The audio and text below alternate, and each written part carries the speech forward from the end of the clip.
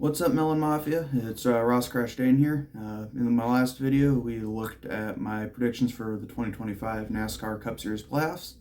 In this video, we're going to be talking about who I think is going to win every race this season. Starting off with the clash this weekend at Bowman Gray, my pick for that is Kyle Larson. I think that he's going to win this because whenever NASCAR seems to return to a track, Kyle Larson seems to be the one to beat there. When they returned in the Truck Series to Rockingham, Kyle Larson won the first race back there. When NASCAR returned to the North Wilkesboro for the All-Star race a couple years ago, Kyle Larson won that race as well. If Joey Logano is the driver to beat at brand new circuits, like the LA Coliseum, like the Bristol Dirt Race, I think Kyle Larson is the one to beat at returning tracks. Moving on to the duels. This one can be a bit tricky to predict because we don't even know who's going to be in which duel yet, so realistically, if I could at least get one of them, I'd be happy. But if I had to give two names, first one is Chris Buescher, second one is Chase Briscoe. Briscoe primarily because he's in an RFK car. He's won a duel here in the past. Fords are always good at super speedways. I think that continues with him this year. Briscoe is, I think, being at a new team, Gibbs. They're going to have more Toyotas in the duels now with some of the part-time guys like Jimmy and Truex trying to race their way in as well. I think that overall helps Briscoe. He gets a win in the duels. Moving on to the Daytona 500 then, I don't think it's Kyle Busch. I think that story falls flat. I think Ryan Blaney wins the 500. He's been very good at super speedways in the past. He has a win in the summer Daytona race back in 2021. He's been very, very close here in the 500 in years past. I think finally Ryan Blaney gets his 500 ring. Moving on to Atlanta. If you recall from my previous video, I had Noah Gragson in the playoffs. I think if he doesn't win, he on points he's probably an 18th to around 22nd, 23rd most of the season. But being in a front row car this year, they've been good at the Atlanta track in the past since the Speedway reconfiguration. I think Gragson gets his first career win at Atlanta. Moving on to Circuit of the Americas then, Shane Van Gisbergen. I think it should be fairly obvious, but I think it should be even more obvious than most people are making it out to believe. And in 2013, when the V8 supercars visited the United States, they raced at Circuit of the Americas on this new shortened layout. That being said, Shane is the only driver in the field that will have experience on this layout, and I think that plays into a major advantage for him. Moving on then to Phoenix, same track that the championship will be held in the fall.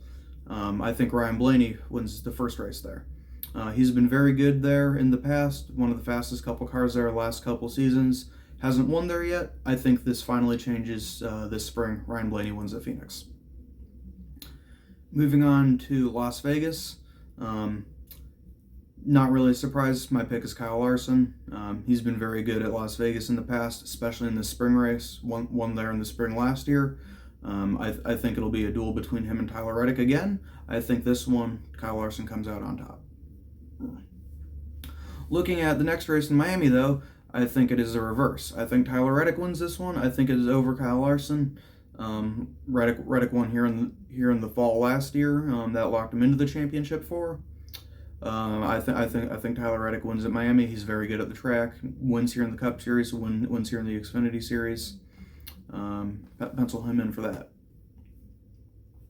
Moving on to Martinsville. This one might be an interesting pick. He has won here a number of times. He hasn't won here since 2015, though. I think Denny Hamlin. I think he's going to go out and win this race. I think he'll be performing decently well this year. I think there's a bit of a chip on his shoulder with the lawsuit going on in the background. I think that elevates his performance to a degree higher than the past couple of years. That being said, I think Denny Hamlin goes back-to-back. I think he follows up his Martinsville win with the win at Darlington. He has been very good at Darlington as well in the past. Much of that has come in the fall race, the Southern 500, yes. I think this year he finally gets his throwback weekend win. Moving on then to the spring Bristol race. My pick for this is Ty Gibbs. He was very quick there in the spring last year. Had it not been for the tire wear, I think he would have had a chance at winning. I don't think the tire wear will be as bad this year. I think Goodyear has realized what they did or what they did do, be it accidental or intentional, and we will see wear, but it will be to a lesser degree this year. And Ty Gibbs wins his first race in the Bristol Spring Race as such. Moving on to this first Talladega race, then. I believe Brad Keselowski wins this race. He reverts to his winning format Talladega. He might knock a couple cars out of the way to do so, as seems to be trend with him as of late. But I think by the time the checkered flag falls, Brad Keselowski adds another tally to his Talladega win. Moving ahead then to Texas, I think Tyler Reddick gets his second win on the season. He's been good at Texas in the past. He has a win here with RCR. It's just one of those things that you look at it and it might not be his best track on paper, but he is good here, and I think he'll get another win. Looking at Kansas then, I have this penciled in as Ross's first win on the season. He was good here in the spring last year, ultimately faded late. Obviously won here last fall in the Kubota car. I think this is one of his better tracks. I think of the mile and a half, this is one of the ones he's more likely to win at. Looking ahead to the All-Star race and the All-Star Open, I think Josh Berry is going to win the All-Star Open. Obviously, if he wins before that, he'll be locked in. He won't need to worry about that. But assuming he's not locked in, Josh Berry in the Wood Brothers car is my pick to win the Open. Moving to the All-Star race itself, then, I think Denny Hamlin wins. He's been fairly decent at Wilkesboro. Hasn't won there yet. But he's good at tracks that are like Wilkesboro. He's good at Richmond. He's good at Martinsville. I would expect Denny to be up front minimally if he does not win this race. Moving on to the Charlotte Motor Speedway for the Coke 600 then. I have Chase Elliott winning this race. He's won on the Charlotte Oval in the past, back in 2020. Should have won the 600 that year as well. Hasn't had as much success with the next-gen car, but I think this year that it does go his way. I think Hendrick as a whole, evens out a little bit. I don't think you see quite the disparity in terms of overall performance from one driver to the other. Chase might not win quite as much as the other drivers, but I think he is still up there running where he should be. Looking ahead then to Nashville, I have Christopher Bell. He was super fast there last year until he crashed. He's super fast at this type of track in general. Tracks like Nashville, Phoenix, Loudon, these flat, around 1 mile tracks. That seems to be his bread and butter. I think he goes out and wins that race. Moving on to Michigan, I think Ross Chastain gets his second win on the season here at Michigan. My thinking here is that he's been decent at Michigan since he moved to Trackhouse. I don't necessarily think he goes out and dominates the whole race. I think Ross gets a couple of fluky wins this year. Things just happen to fall his way, and this Michigan race is the first one of those I have marked up for him. Looking ahead then to Mexico, I have SVG winning this race as well, his second win on the season. I think the big thing for him is it's a new track. Apart from a couple of the older guys like Hamlin, like Busch, who have experience there in the Busch Series races back from the mid-2000s, it's pretty much a clean slate. We saw how that went at Chicago back in 23. SVG absolutely dominated that race. I think this will be similar, as Shane Van Gisbergen is your inaugural Mexico winner. Moving on to Pocono then, my pick for that is Kyle Larson. These bigger tracks, they seem to really suit his style. Probably should have won in 2021 had it not been for the flat tire on the last lap. Surprisingly doesn't have a win at Pocono yet, but he does have a win in the Brickyard last year. Has a couple of different wins at Michigan and Fontana. I think Larson gets his second win on the year at Pocono. Moving on then to the second Atlanta race. This, I believe, is going to be the night race this year, the weekend before 4th of July. My pick for this is Ross's third one on the season. Big thinking on this is that Since the repave, Ross has been very good at Atlanta. He has a couple of runner-up finishes. Both were in the inaugural year 2022. I think he finally breaks through, gets that Atlanta win. Obviously, it is a speedway. Anything can happen, but this is just a reckless speculation pick. Moving ahead to the Chicago Street Race then, might be a bit of a sleeper pick. I'm going to say Chris Buescher gets his first win on the season here. He's been sneaky good at road courses in the past, especially places like Sonoma, Watkins Glen, won at Watkins Glen last year actually.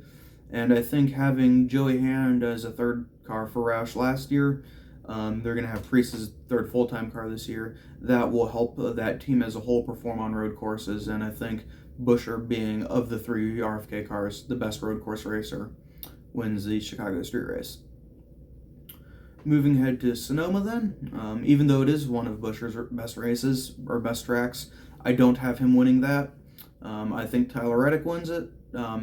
This is just kind of an out-of-the-blue win for him. While he is good at road course races, especially in the next-gen car, he hasn't been super great at Sonoma in particular.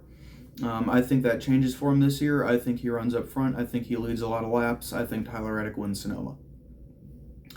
Looking ahead then to Dover. This one's another interesting prediction. I think Buescher gets his second win on the season at Dover. He has a win at Bristol. Bristol's kind of like a smaller version of Dover. I think this will just be another one of those random races that you don't really see him winning, but he's around in the top 5, top 10 most of the day, and he's just there at the end. Moving on to the Brickyard, the Indy. I think William Byron wins this race. I say he crashed out early this past year. Larson went off and won. I think that he's going to be back with vengeance. I think Hendrick as a whole is going to perform very well at Indy. I think, in the end, though, it is going to be the 24 car back in victory lane at the Brickyard. Looking ahead to Iowa then, I think Ryan Blaney repeats what he did last year. He's been very good at Iowa. Obviously, won the inaugural Cup race. He's won a couple of Xfinity and truck races there as well. I think that, unless NASCAR does something with the rule packages, Iowa will become a stomping ground of sorts for Ryan Blaney and that 12 car in years to come. Looking ahead then to Watkins Glen, I think this is going to be Byron's second win on the season. He's won at Watkins Glen in the past. He's a decent road course racer. Obviously Hendrick Power is going to help. I think, obviously the usual suspects, the Tyler Reddicks, the Shane Van Gisbergens, the Chris Bueschers, they'll be up there as well. I think at the end of the day, though, William Byron wins Watkins Glen. Moving on to Richmond, like I said, I'm expecting Denny to sort of revert back to his old form. I think Denny wins at Richmond. He's won at Richmond a couple times. It's at one of his home tracks. Very good there. I'm expecting Denny to win a Richmond race two races ahead of going into the Cup Series playoffs for his third one on the season. That being said, regular season finale at Daytona. I have Brad Keselowski's second win on the season. Much like Talladega, I think he might wreck a couple cars in getting there, but it is Brad Keselowski. It is a plate race. I think he will be a threat, and I think when everything settles at the end, the 6 car will be back in victory lane at Daytona. Opening up the playoffs then, Darlington, Southern 500. I think Kyle Larson goes back to Darlington victory lane. This will be his third win on the season. Obviously, Larson, much like Hamlin, very good at Darlington, has wins in the Southern 500 in the past. Another one that sort of feels self-explanatory, to me at least, is Kyle Larson. He's minimally going to have a shot, more than likely. Pencil him in for Darlington. Looking ahead to Gateway then, I think without the mechanical issues this past year, Christopher Bell would have won that. I don't think he runs into any sort of issues this year. Christopher Bell gets his second win on the season, and obviously a good time in the year for him. This locking him into the round of 12 at Gateway. Looking ahead to Bristol then, this I think will be another race for Ross that he wins, kind of out of the blue. He runs around top 5, top 10 most of the day. whether it be funny restart games or maybe a fuel mileage race. I think Ross wins the Bristol Night Race. Looking ahead then to the round of 12, I think Christopher Bell gets another win at Loudon. Much like Gateway, much like Nashville, these are tracks that he excels at. Won in the rain last year, has Xfinity wins there. I think Christopher Bell wins up in New Hampshire, gets another lobster for his fish tank. Moving on to the second Kansas race. This one's a bit interesting for me. If you saw in my playoff predictions, I have Alex Bowman getting bumped in the round of 16. So what would be the most Alex Bowman thing ever, other than winning a race in the round after the one you got eliminated? Kansas is one of Bowman's better tracks. Always seems to run better in the fall for some reason. I think already having been eliminated, Alex Bowman plays spoiler, wins the Kansas race. Moving ahead to the Roval, I think Christopher Bell gets another win. He's good at road course races. He already has a Roval win. We do like to say that Bell does have that clutch gene, unless it comes to Martinsville teamwork. I think this is a track that he's good at. This whole round I think plays out well for Bell. I think Bell gets his second win for the round of 12 at the Roval, fourth win on the season. Moving into the round of 8 then. This one will be a crucial one, just because he's not great at Talladega, and I think he's going to need this in order to get into the Final Four. I think Kyle Larson wins at Las Vegas. I think he sweeps both Vegas races. Obviously, it is an odd year. In theory, that means Logano won't be a threat for this race. Logano's been up there. He's one of the last couple years, I want to say. Obviously, it's 2025, I think, because of that, Kyle Larson wins it instead. The round of 8 Talladega race. This one is interesting as it is a super speedway race, and it does dictate somebody who might make it into the Final Four.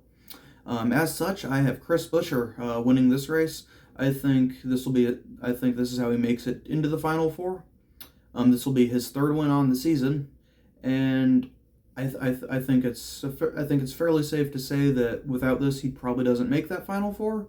I think he does make it to the round of 8. This win bumps him into the Final Four. Might not be the most deserving driver, but I think he does have a very good season, and with this, that puts him there.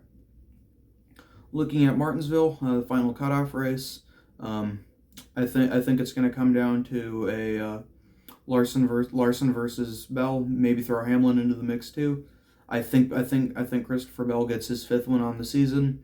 I don't think we need to worry about any sort of shenanigans this year. Christopher Bell, he's won at Martinsville in the past.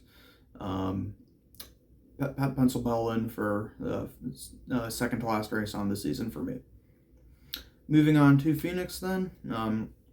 Like I said in my last video, my Final Four is Kyle Larson, Tyler Reddick, Christopher Bell, and Chris Buescher.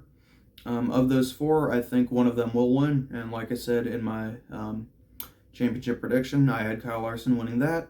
As such, I think Kyle Larson wins this race as well. The one race he did win at Phoenix, it was due to that late pit stop, but if anyone can do it, I think Kyle Larson is that guy. It's Kyle Larson. It's, unless there's a sand barrel there, it's going to be hard to bet against him. But as we've seen from last year, the pace car seems to do a perfectly good job of that for him. So I think pencil Kyle Larson in for his 5th one on the season as well. Pencil Kyle Larson in for the 2025 Cup Series championship for me. Overall, that's it. Those are my season predictions. I hope to be back here after the Clash this weekend, see how well that prediction aged. We'll be talking about the Clash as well, maybe even looking ahead to the duels and the Daytona 500, and I hope to see you then.